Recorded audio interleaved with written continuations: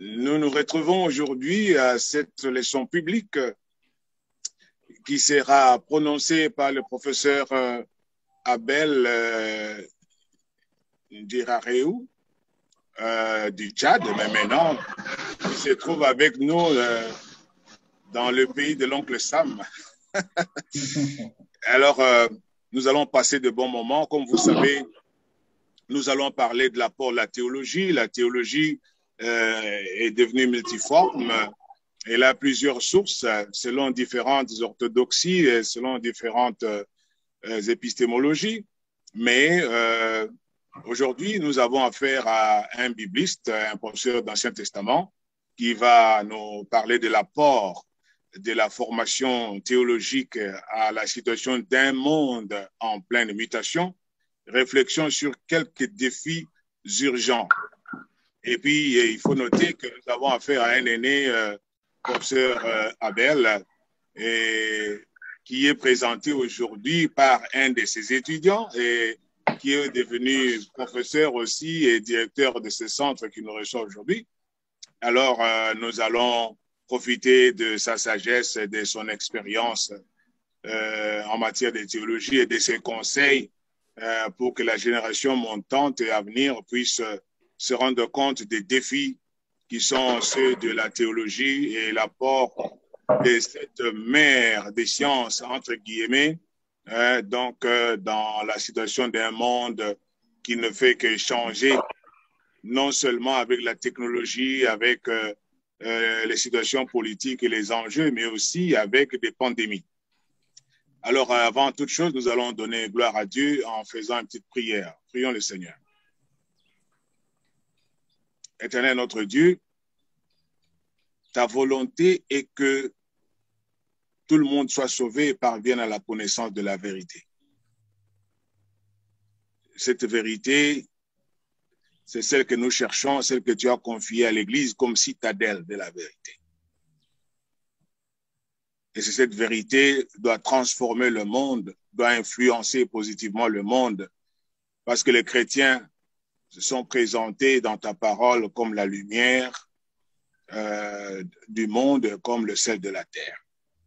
Laisse que pendant ces temps, que nous puissions profiter de l'expérience de notre frère, le professeur Abel Dirareou, qui a fait longtemps, non seulement dans le ministère, mais aussi dans l'enseignement et dans la formation théologique. Permet que tout se passe bien, que la technologie soit au point et que nous puissions échanger d'une manière harmonieuse et qu'à la fin, tout le monde soit béni. C'est au nom de Jésus, notre Seigneur et Sauveur, que nous avons ainsi prié. Amen. Amen. Amen. OK, alors, sans plus tarder, notre hôte, celui qui nous reçoit, c'est le African Center for Interdisciplinary Studies, dirigé par le professeur Follé Ligunda. Alors, nous lui laissons la parole pour un mot de bienvenue. Professeur Ligunda, vous avez la parole. Merci beaucoup, professeur modérateur. Chers frères et sœurs, professeurs et autres chercheurs, dans le cadre des activités de notre centre de recherche Africa Center for Interdisciplinary Studies, créé en novembre 2017, nous avons initié un cours académique intitulé Questions approfondies de théologie contextuelle en Afrique francophone.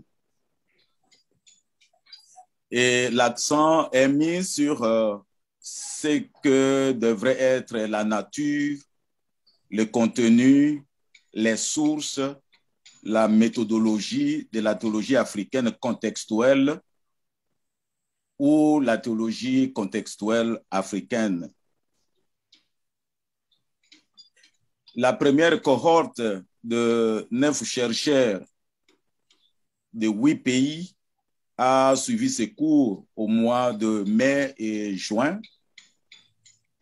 Et la deuxième cohorte de 14 chercheurs de 9 pays est en train de suivre ce cours depuis le 2 août. Alors, notre approche est d'assurer, d'associer quelques personnages ayant marqué l'histoire de la théologie en Afrique en leur demandant de donner une leçon publique en marge de notre cours. Et nous sommes motivés par des passages bibliques. Il y a Job chapitre 8, versets 8 et 9 qui dit « Interroge ceux des générations passées, sois attentif à l'expérience de leur père, car nous sommes d'hier et nous ne savons rien. » Nous sommes d'hier et nous ne savons rien. Par conséquent, nous devons interroger ceux de la génération passée. Le deuxième passage, c'est celui de Romains chapitre 15, verset 4, où l'apôtre Paul dit « Or, tout ce qui a été écrit d'avance l'a été pour instruire, pour notre instruction, afin que par la patience et par la consolation que donnent les Écritures, nous possédions l'espérance. »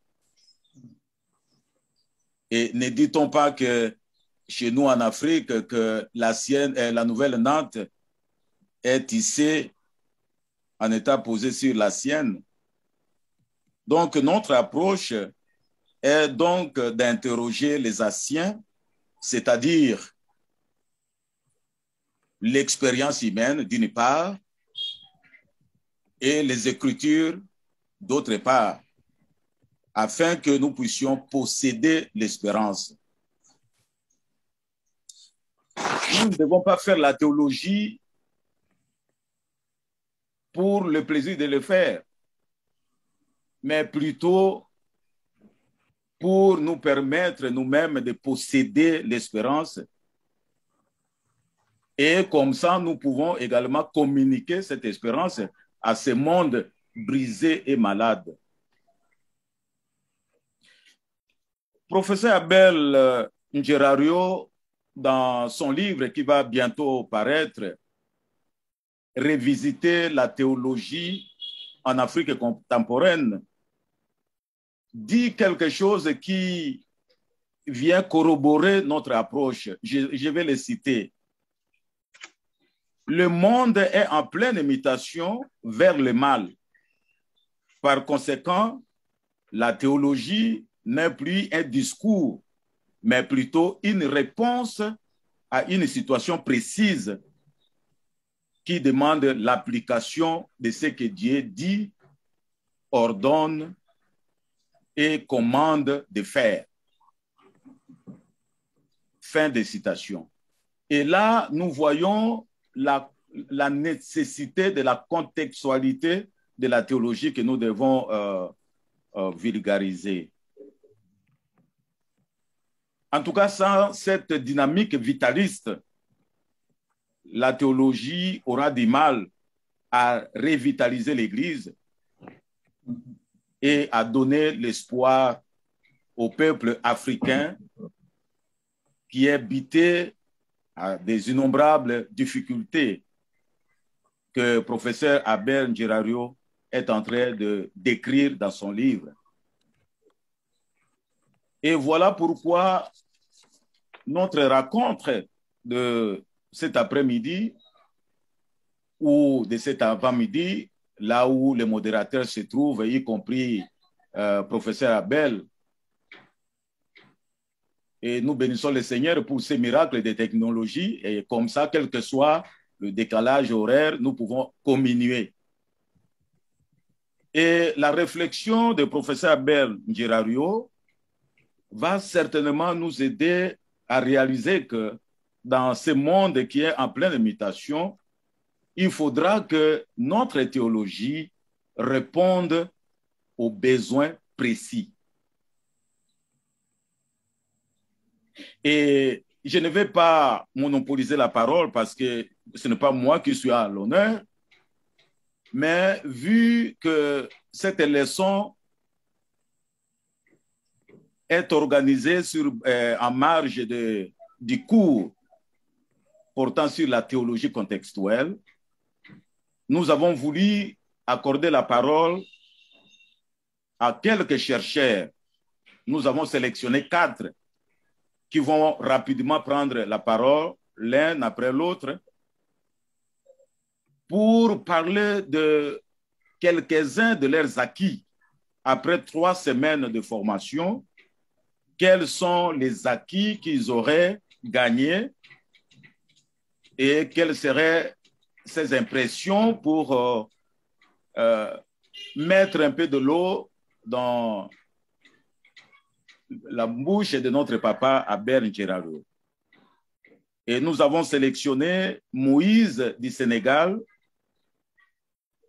Karama de Burkina Faso, Ngoma de la République démocratique du Congo et Cyril du Congo-Brazzaville. Et je voudrais simplement vous dire que ces frères qui vont intervenir, ce ne sont pas des néophytes. Il y en a qui sont des docteurs en théologie. Il y en a qui sont déjà enseignants dans leur faculté de théologie. Mais pour besoin de la formation continue. Et ils s'étaient inscrits à ce cours pour essayer d'actualiser leurs connaissances. Voilà pourquoi je vais rapidement demander à nos amis que je viens de citer, Moïse de Sénégal, qui sera suivi de Karama de Burkina Faso, de Ngoma de la RDC et de Cyril de Congo-Brazza. L'un après l'autre, chacun va ouvrir le micro et la vidéo et intervenir pour 3 minutes. Nous avons calculé pour que chacun parle pendant 3 minutes. Vous avez la parole, Moïse.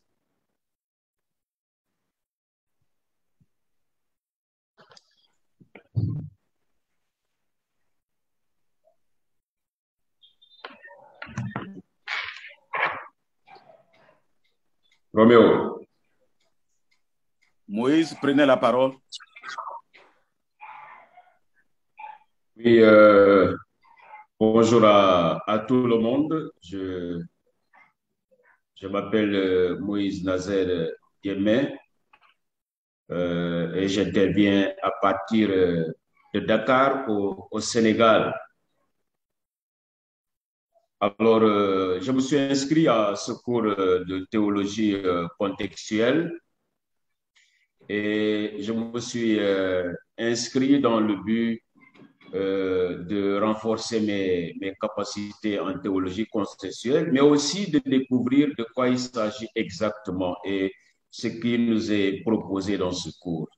Alors, en suivant ce cours, j'ai beaucoup appris et j'ai appris beaucoup de choses, mais je ne vais pas parler de toutes ces choses puisque le temps est limité. Je vais juste mettre l'accent sur un aspect et qui a beaucoup attiré mon attention et qui est pour moi un catalyseur par rapport à ce cours.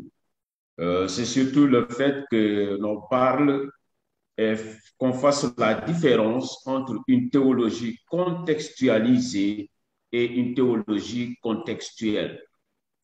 Alors, cette découverte a été pour moi un renversement, puisque je me suis rendu compte que jusque-là, on était en train de faire une théologie contextualisée, puisque c'est une théologie qui est élaborée à partir de l'écriture, mais en passant par la théologie occidentale.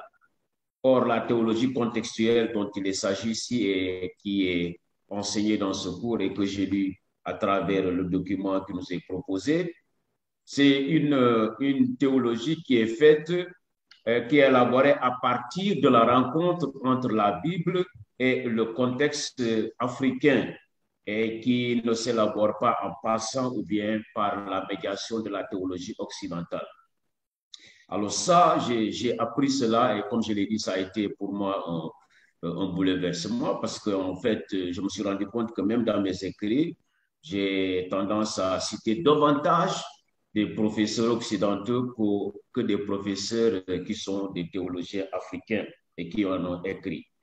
Alors, cela m'a amené à voir que il y a non seulement un renversement à faire, mais comme je l'ai découvert dans ce cours, c'est que c'est nécessaire pour nous maintenant, pour rendre la théologie pertinente ici en Afrique, de pouvoir passer à l'étape de la théologie qui se faisait avant, qui est considérée comme une théologie révolutionnaire, une théologie de revendication, à une théologie de l'évolution comprise comme étant une théologie de la créativité, une théologie qui s'élabore à partir de notre contexte aussi africain dans sa rencontre avec les Écritures.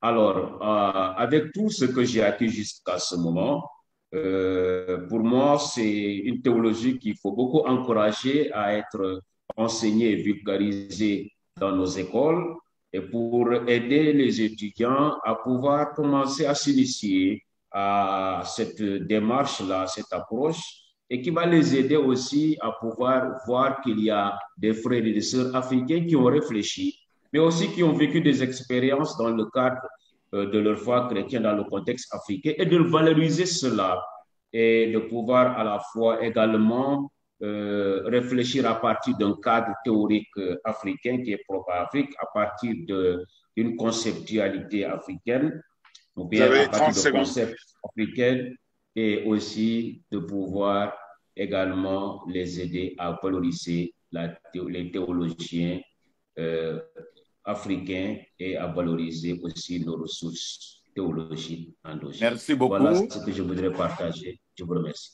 Merci. Karama, vous êtes là?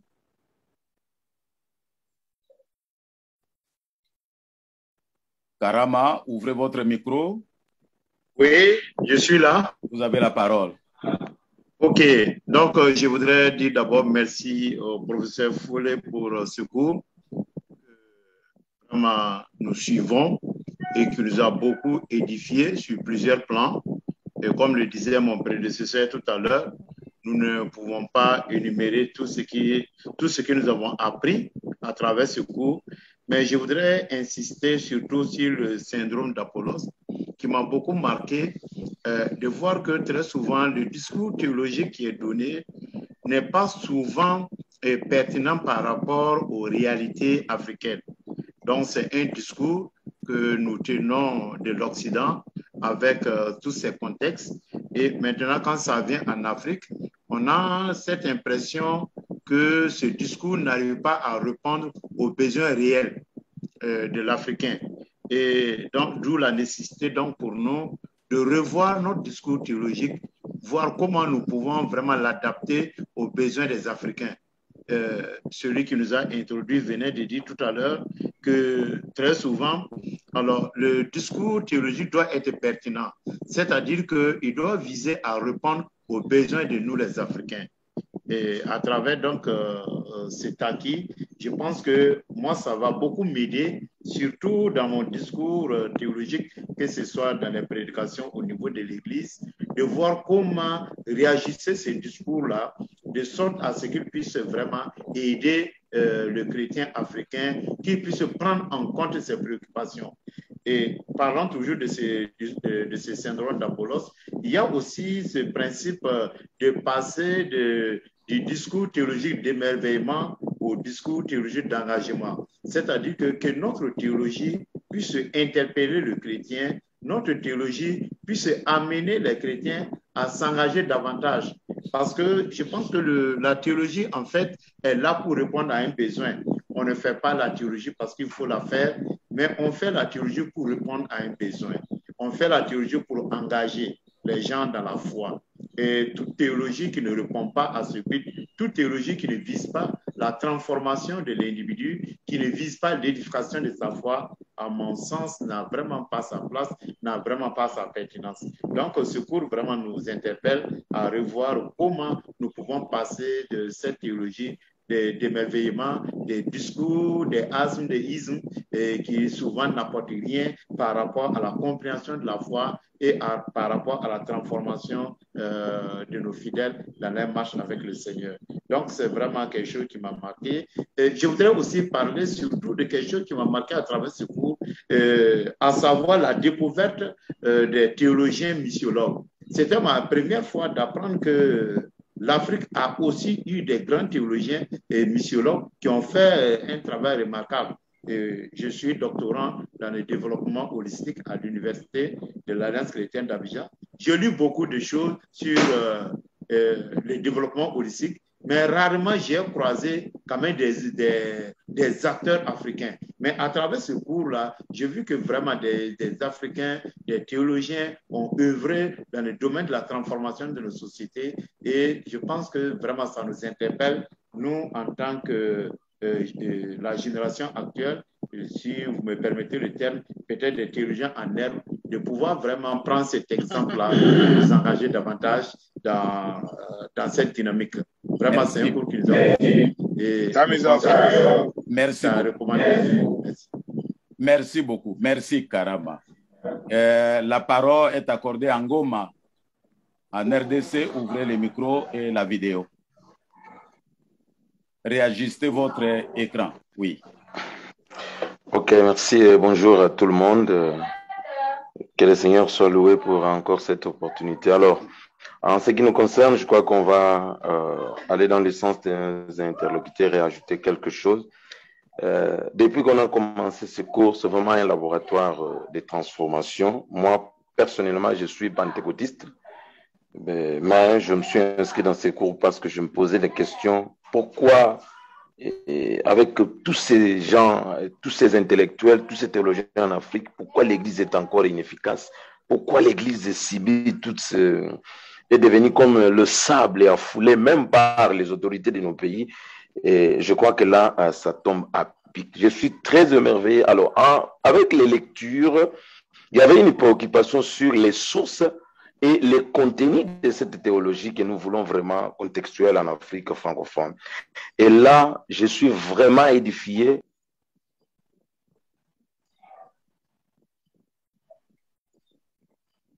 Ngoma, vous avez fermé votre micro. Sorry. Lorsque nous scrutons ce qu'ils ont fait, leur expérience, le fruit de leur ministère, cela constitue une source exceptionnelle pour élaborer cette théologie. Ça, je suis vraiment, vraiment édifié et épaté par cela. Et je me suis beaucoup plus focalisé. Je suis en RDC, je suis à Kinshasa, en République démocratique du Congo. Nous avons eu un grand Komboko Léalé, mais c'est par ces cours que je découvre qu'en suivant la vie de cet homme, en scrutant un peu ce qu'il a fait pour ressortir sa théologie, non. C'est une source vraiment abondante et qui peut nous aider à donner du contenu à cette théologie qui soit purement africaine. Et lorsque je vois Bokele par exemple, la Bible est claire. Il s'est bâti pour l'unité de l'Église. Et nous voyons aujourd'hui cette division qui est parmi les éléments qui fait l'inefficacité de l'Église en Afrique francophone. Or, l'unité est l'une des notes théologiques fondamentales pour l'Église. L'Église est une, quoique plurielle. Donc, je pense qu'il est temps qu'en tant que théologiens africains, nous puissions arrêter de faire la réflexion sous tutelle. Nous étions fabriqués avec cette moule-là universitaire qu'il faut citer abondamment, le grand de l'Occident. Mais là, je me rends compte que nous avons suffisamment de pensées à citer, suffisamment de théologie à scripter quand on suit même l'expérience des églises d'initiative africaines. Là, je suis très édifié et je pense que nous n'allons pas chercher les contenus à donner. Et pourquoi ces cours à l'université? Je pense que la science a pour vocation de développer la société dans laquelle les scientifiques évoluent. Donc, je suis pour une théologie par les Africains, pour les Africains, et alors ça pourra aussi servir pour les autres contextes, comme nous pouvons aussi nous inspirer de ce que les autres développent dans les cadres de leur contexte parce qu'ils ont leur propre paradigme. Donc, je pense que dans les 5 années de base du cursus théologique, si on peut échelonner les choses pour initier les étudiants à la théologie africaine contextuelle, je pense que nous allons produire des théologiens qui produisent d'abord pour une consommation locale, et lorsque c'est consommé localement, ça peut aussi être utile pour les autres merci contextes. Beaucoup. Voilà un peu ce que je voulais partager avec nous tous. Merci. Et la dernière personne, c'est Dr Cyril de Congo-Brazzaville. Je ne le vois pas dans la salle. S'il est là, Cyril, si vous êtes là, vous pouvez ouvrir le micro et la vidéo. Alors, il me semble que Cyril n'est pas là. Alors, professeur modérateur, voilà un peu l'essentiel de ce que je voulais communiquer à l'Auguste assemblée ici sur la raison d'être de cette réunion et l'importance de la leçon que nous allons bientôt suivre. Et je vous remets la parole pour présenter l'orateur et lui donner la parole. Merci beaucoup, professeur Folé Ligunda. Je pense que vous vous rendez compte là que vous avez créé une révolution en Afrique. En suivant les interventions de tous ceux qui ont suivi la théologie contextuelle, je vois qu'il y a un véritable réveil théologique, et une prise de conscience et une responsabilisation des Africains théologiens. Alors, chers amis, nous allons vous présenter brièvement le professeur Abel Ndirareou. On ne pourra pas avoir suffisamment de temps pour le présenter entièrement parce qu'il est déjà lourd de plus d'une quarantaine d'années dans le ministère et puis dans l'enseignement. Donc, si on commence à en parler, on ne va pas en finir. Alors, le professeur docteur Abel